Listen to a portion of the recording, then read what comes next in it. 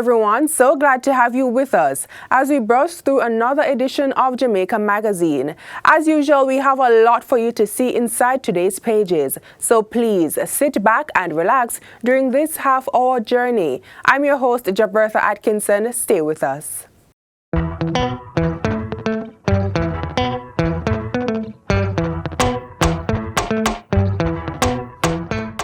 Hurricane straps help keep your roof secure during heavy winds. Strappies advice: make sure your home is secure. Strap down your roofs to withstand the wailing winds of hurricanes and other major storms. Don't wait until it's too late. It's a very simple thing. It is inexpensive and it doesn't require much technical know-how to do it. Strap down your roof now. Save yourself a world of hurt later.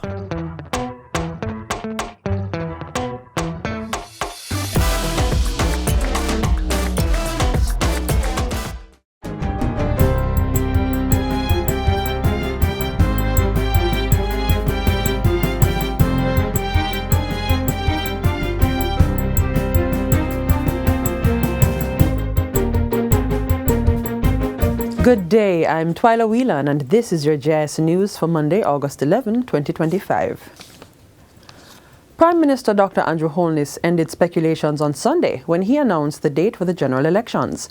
Jamaicans will go to the polls on Wednesday, September 3, with nomination day set for next Monday, August 18. Dr. Holness says he has advised the Governor-General to set things in place for the proceedings, which include the dissolution of Parliament. The Prime Minister further announced that local government by-elections for 4 divisions would run concurrently with the September 3 general election.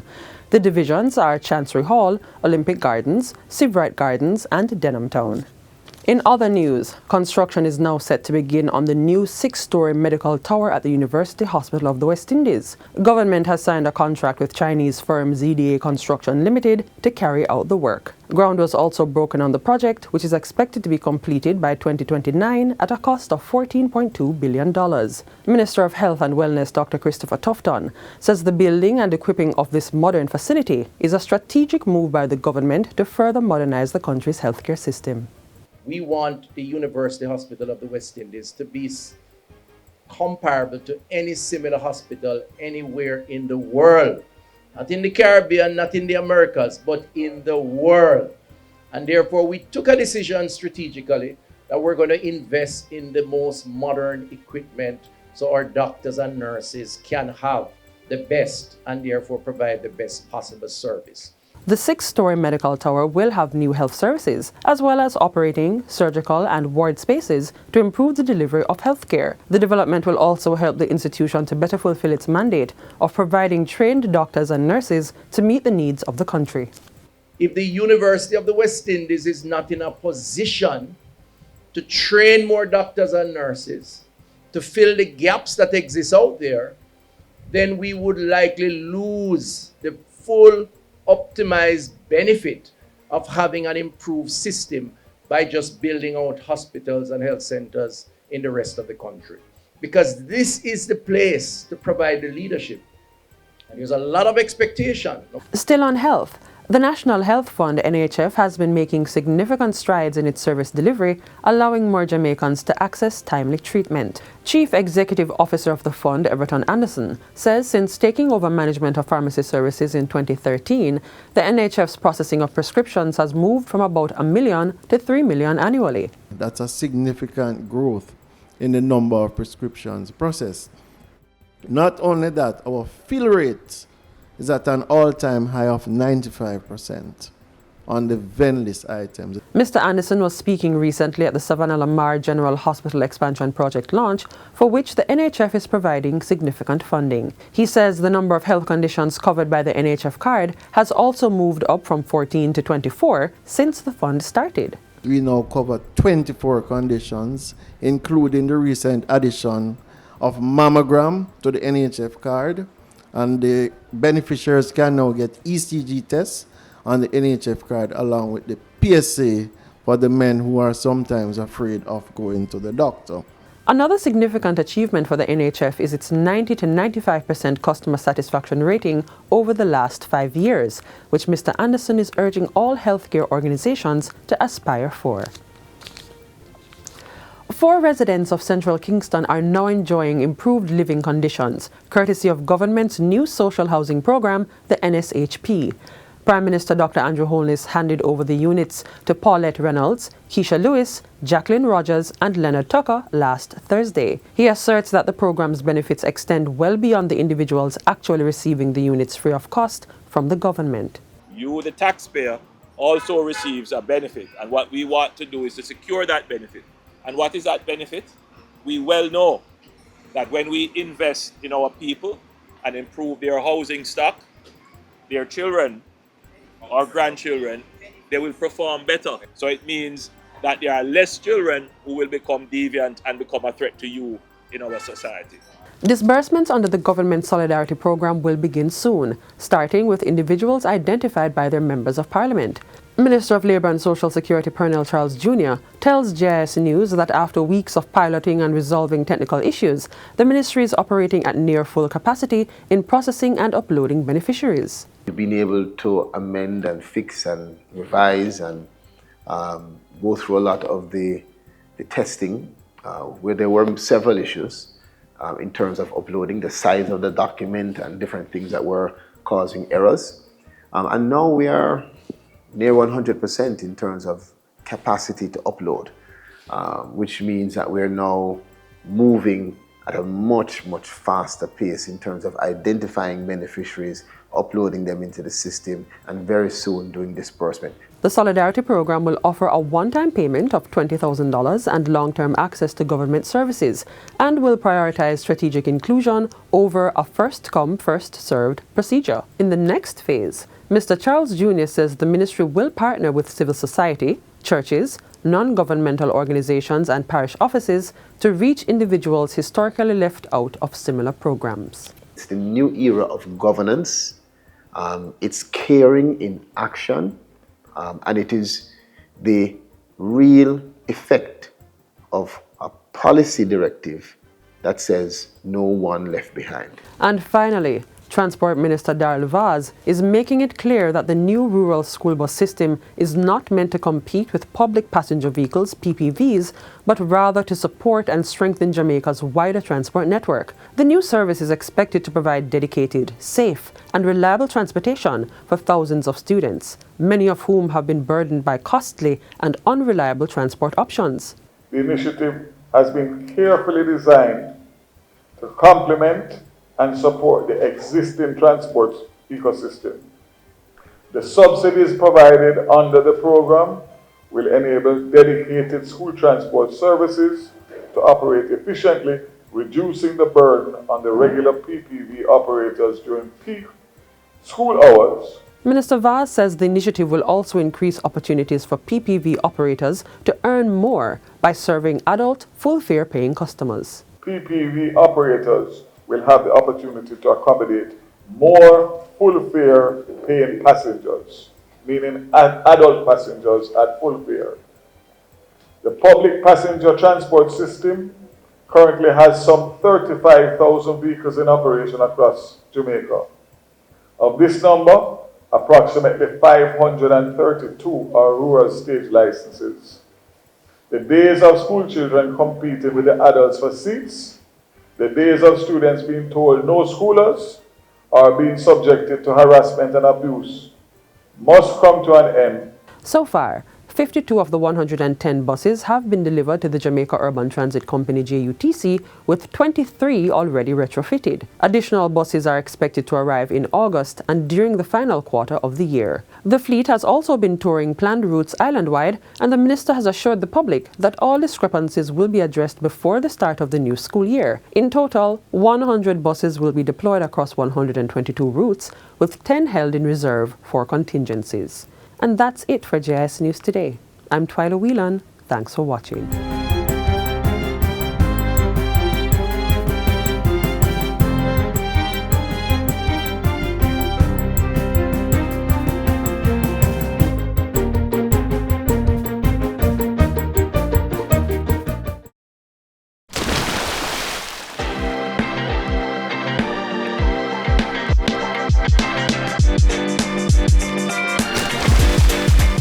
fun, right?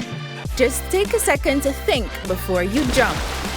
It might look safe, but hidden rocks and shallow waters are real dangers. One bad jump can change everything. You can't always see what's under the surface. That's why it's never a good idea to dive into unknown waters. Always go in feet first and stay safe. I promise the thrill isn't worth the risk.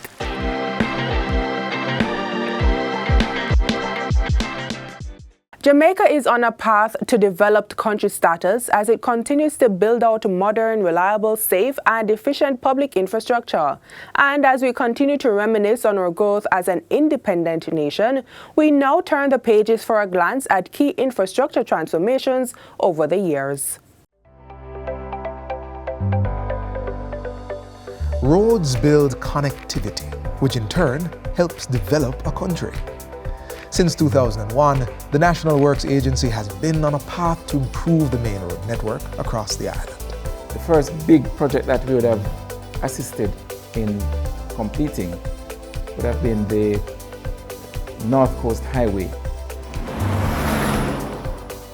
The North Coast Highway project improved the entire stretch of road from Negril to Port Antonio.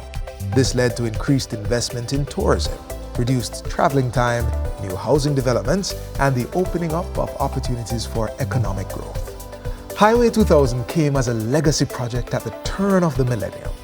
The modern, multi-lane motorway connected the main population centers of the island, Kingston with Montego Bay and Ocho Rios, passing through St. Catherine, St. Anne, and Clarendon. The second phase continued from Mandeville to Montego Bay and from Bushy Park to Ocho Rios. For the first time, we introduced the concept of a toll system. And that simply is because without concessionaires, we would not have been able to do it from public funding or from borrowing that would add to our debt stock. Highway 2000 upgraded the island's infrastructure, created jobs, reduced traffic congestion and population pressure on the major urban centers. But it is not the only beacon of infrastructure development. Significant work has been done over the last 20 years to improve the main road network, construct and rehabilitate bridges, incorporating climate resilience in the design and execution of projects. We've been investing in a wide range of infrastructure. So I think everybody can see the investment in our road network. And we are every year treating with some of the local roads and the by roads and the community roads. But clearly our investment in our highways, that would be A grade in terms of improving Jamaica's transportation infrastructure. Right now, we are doing similar work to improve the eastern side of Jamaica through the Southern Coastal Highway Improvement Program. We are building a new corridor between Harborview and Yallas Bridge. We are working as well on that stretch from Yallas to Port Antonio. Vision 2030 was Jamaica's first long-term strategic development plan, a blueprint that was intended to take the country forward. This is one important achievement that we have cemented a consensus around infrastructure development through a planning and broad strategy agreement across the administration. 2 projects of the Jamaica Social Investment Fund, JSIF, have been designated as Jamaica 60 landmark projects. The Port Royal Street Coastal Revetment Project was essentially started to prevent the wave action that was destroying the coastline between Raytown and downtown Kingston, the western regional headquarters of the Jamaica Fire Brigade. It's a modern state-of-the-art facility. And it really is done, though, to target the more than 200,000 persons who are vulnerable in the capture net of that area in downtown Montego Bay. The Urban Development Corporation has been making development happen in Jamaica since 1968, transforming urban centers and rural towns across the island. Our investment in our housing stock, that is significant. And we have a commitment to build 70,000 new houses. Massive investments have been made in our security forces. We are going to be creating a national broadband backbone for Jamaica. We are investing in parks. So we have built the Harmony Park in Montego Bay, and now the UDC has been tasked with breaking ground, starting the Resilience Park in Portmore. The UDC is also spearheading the construction of Jamaica's new Houses of Parliament building and the development of National Heroes Park. I'm satisfied that we are developing the financial, technical, and managerial wherewithal to support an unprecedented expansion in infrastructure in Jamaica that will improve the convenience and efficiency of everyday life and make every Jamaican proud.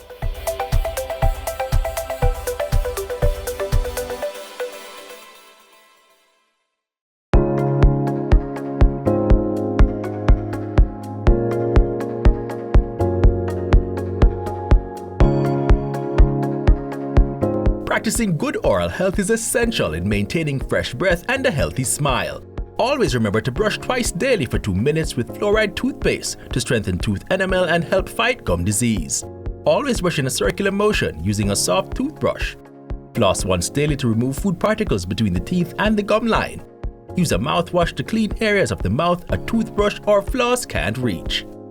Change your toothbrush every 3 to 4 months. Visit your dentist every 6 months for checkups and cleaning. And be sure to drink water to keep gum disease, plaque, and cavities at bay.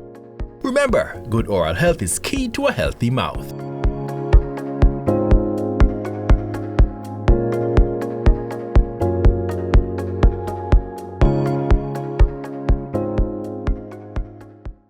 Significant change is taking place in the education system through the integration of digital tools to improve education management and better teaching and learning outcomes in line with the national development goals. Let's find out more about the government's digital transformation for education program.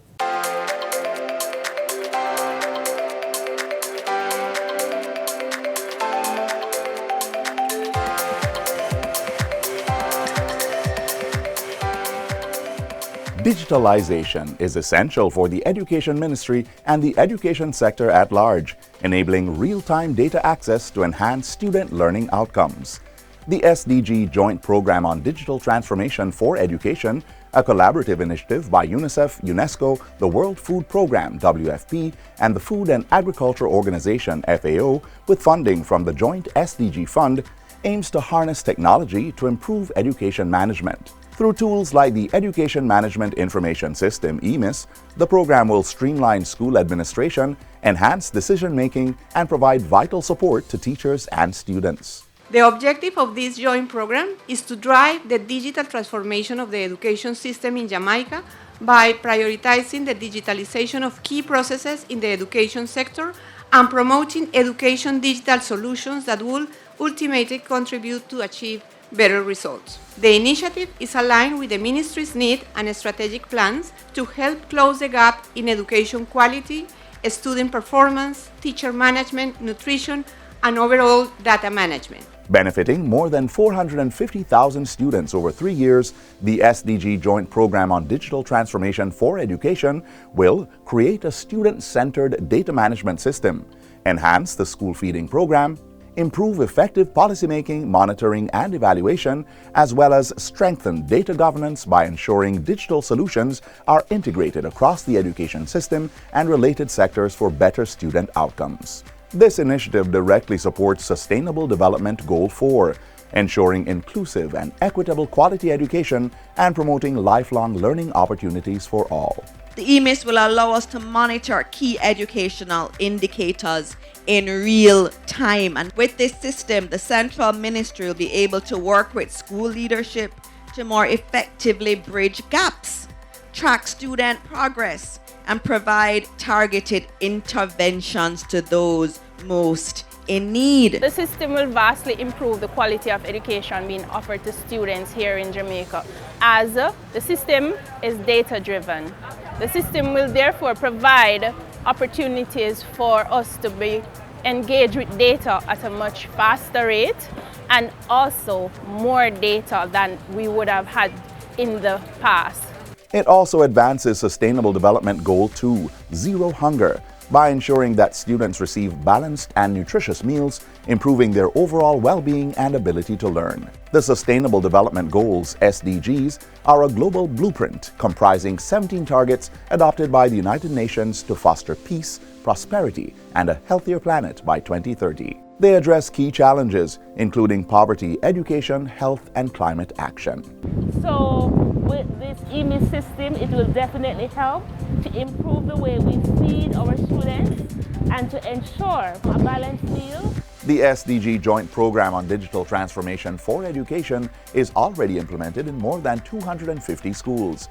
Phase 1 is assisting 20,000 teachers and will address challenges that need reliable and timely information. So far, my school has been using the system to log attendance and also critical incidents.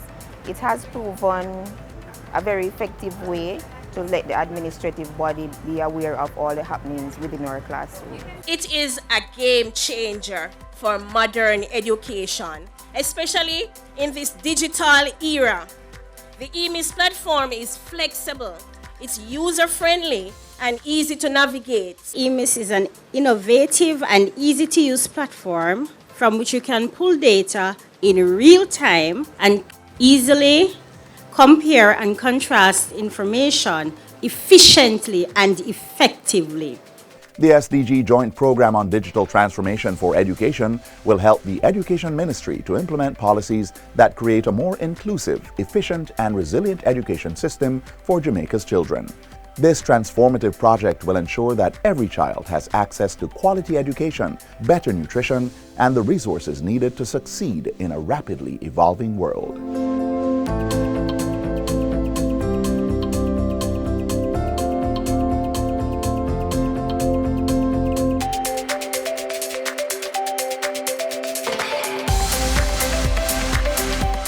This message is brought to you by the Office of the Prime Minister. Since April 2021, NHD completed 8,330 houses. More than 10,360 units are under construction. Over 10,300 are in the planning and design stage. 6,750 are in the contract phase. 12,515 are in procurement. If you take all of that, in addition to what the NHD does directly with persons, the Jamaican public can be assured that from the NHD alone, 50,000 houses will be available on the market to meet the demand that exists. The proceeding was brought to you by the Office of the Prime Minister. The start of the new school term is just a few weeks away, and if you haven't begun preparing, now is a good time. In these few remaining minutes inside Jamaica Magazine, we'll provide some tips for navigating the back-to-school shopping process.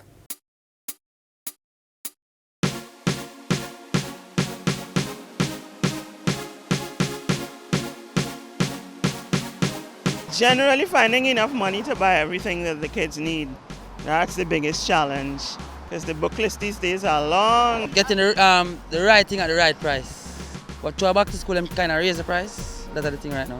High price are one of the main problems, and sometimes the book list is too long. Shopping for back to school can be a challenge for many parents, and it does in fact affect their pockets. So how can they get what they need but at the same time stay within their budget? We're at the Consumer Affairs Commission to get some vital tips to help you. Communications specialist at the Consumer Affairs Commission, CAC, Dorothy Campbell, has a wealth of knowledge on this matter. And so we put the question to her.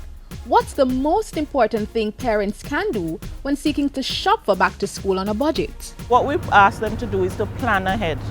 So you plan by collecting a list from the schools of exactly what is required. You plan your transportation route, if you're driving, if you're taking the bus, and you also plan how much you have to spend.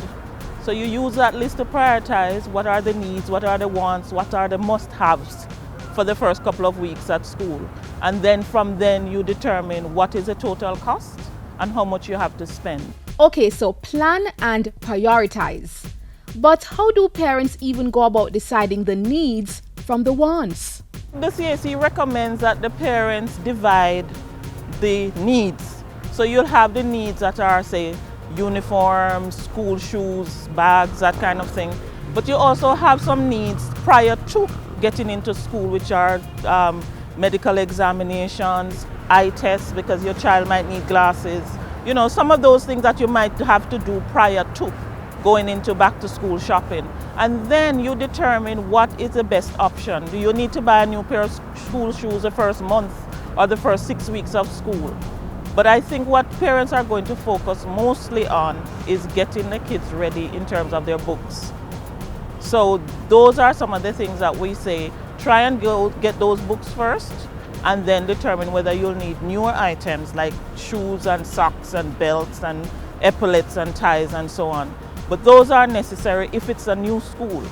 But if it's a repeat, if you're going back to your old school, you just need to top up maybe a new uniform or repair the shoes or something like that. A good reminder that not everything needs to be new. Perhaps one of the most painstaking challenges for back to school is dealing with the matter of textbook shopping. When you go in, you expect to find something at one price, but you go to another store and you see it at a totally different price, and so people may feel a bit of remorse saying they pay so much here when they could have get it cheaper somewhere else. Well, there's no need for remorse if parents and other consumers make use of the wonderful and effective tools available to them at the CAC. The biggest thing on our brag list is our annual textbook survey, and we've been doing it for 20 years. So the research unit is, they're really efficient at this. So that's what we do every year, and we use that to help consumers to go to the website for those who have access and or call the CAC to get information about where the books are available, what is the average price for those books and so on. In addition to the survey, there is also a price comparison tool. The price comparison tool is available on our website, and you can go in, select the items, fill your basket based on what you have to spend and determine exactly whether you want to get your science books from this particular store because the prices are low. In addition to all of that, a tried and true tested way of cutting costs is getting used books. Many schools, churches, and other organizations often undertake book drives that you could look into. So you can get some of those books at reduced prices. And don't be afraid to ask around. Ask your friends, where did you get the khaki uniforms? Where did you get the shoes? Where did you get, these supplies? And you compare those prices, the stores that are either closer to home or closer to your office or your job. Any other advice, any other tips that you want to share? Don't get overwhelmed by the book list or by the requirements. Just try to prepare that child for the first 2 weeks of school. Just think about the first 2 weeks of school and get him ready. So you heard you can get your back to school necessities but still stay within budget.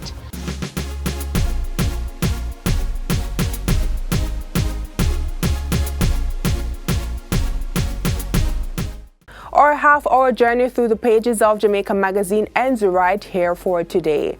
But please join us again tomorrow on this station for more news, features, and information you can use to live, work, raise families, and do business, and of course, retire in paradise. In the meantime, visit our website, jis.gov.jm, for this and other offerings. On behalf of the entire production team, I'm Jabertha Atkinson. Till next time, take care. This has been a production of the Jamaica Information Service, the voice of Jamaica.